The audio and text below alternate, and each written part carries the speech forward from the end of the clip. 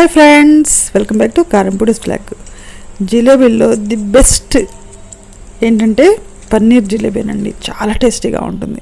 ముందుగా మనం పాకం పట్టేసుకుందాం. 100 గ్రాములు షుగర్ తీసుకొని దాంట్లో 75 ml వాటర్ పోసేసి మీడియం ఫ్లేమ్ మీద పెట్టేసి ఒక్క యాలక్కాయ వేసేసి, అలా మన ఇంట్లో సాఫ్రాన్ ఉంటే సాఫ్రాన్ వేసుకోవచ్చు అండి, ఆప్షన్లో. నేను ఒక 5-6 డబ్బలు వేసేసి చక్కెర కరిగితే చాలండి. అంటే కరిగితే మనం చెయ్యి అట్లా పట్టుకున్నాను, కొంచెం లైట్గా జిగురు రావాలి, అంతే లైట్ జిగురండి. జస్ట్ అట్లా స్టవ్ ఆఫ్ చేసి పక్కన పెట్టేసేసి అది చల్లారనివ్వాలి. ఇప్పుడు ఒక బౌల్ తీసుకొని 1/2 లీటర్ పాలకు వచ్చినంత పన్నీర్ తీసుకున్నానండి. ఇంట్లో చేసిన ఫ్రెష్ పన్నీరు ఇట్లా నలిపేసేసి మిక్సీ జార్లో వేసి 1/4 స్పూన్ బేకింగ్ సోడా, అలానే 1 స్పూన్ మైదా పిండి, అలానే కాచి చల్లార్చిన పాలు ఒక 5 టేబుల్ స్పూన్స్ వేసానండి. మీకు ఏమన్నా అవసరమైతే ఇంకో హాఫ్ స్పూన్ అట్లా కొంచెం యాడ్ చేసుకుంటూ ఈ కన్సిస్టెన్సీ వచ్చేంత వరకు మిక్సీ జార్లో మెత్తటి పేస్ట్ చేసుకొని వచ్చేద్దామండి. ఈ పిట్టి పలచగా ఉంటే నూనె బాగా లాగేస్తుందండి, అందుకని మరీ గట్టిగా ఉండకూడదు, మరీ పలచగా ఉండదు. ఈ కన్సిస్టెన్సీ ఖచ్చితమైన కన్సిస్టెన్సీ అనమాట.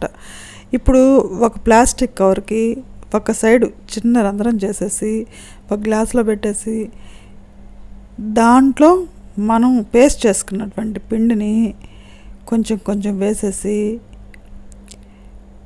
పక్కన పెట్టుకుందాం. ఇప్పుడు స్టవ్ మీద బాండిలో నూనె పెట్టేసి మీడియం ఫ్లేమ్ మీద కొంచెం వేడెక్కితే చాలండి, మరీ ఎక్కువ అయితే వేడి ఉండకూడదు.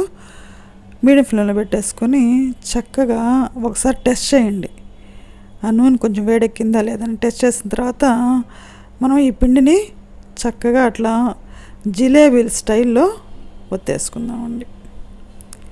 మీడియం ఫ్లేమ్లో ఉంచుకోవాలని గుర్తుపెట్టుకోండి. ఇలా ఒత్తుకున్న తర్వాత ఒక 2 నిమిషాల తర్వాత మాత్రమే తిరగేయండి. తిరిగేసి మంచి కాపర్ కలర్ వచ్చేంత వరకు, గోల్డెన్ కాపర్ వచ్చేంత వరకు ఉంచేసేసి మన చల్లారినటువంటి పాకం ఉంది కదా, ఆ చల్లారినటువంటి పాకంలో వేసి జస్ట్ ప్రెస్ చేయాలండి, డిప్ చేయాలి. ఎంత 10 సెకండ్స్ మాత్రం డిప్ చేస్తే చాలండి. అలా డిప్ చేసిన వాటిని మనం వేరే ప్లేట్లో పెట్టేసుకోవటమే వెంటనే.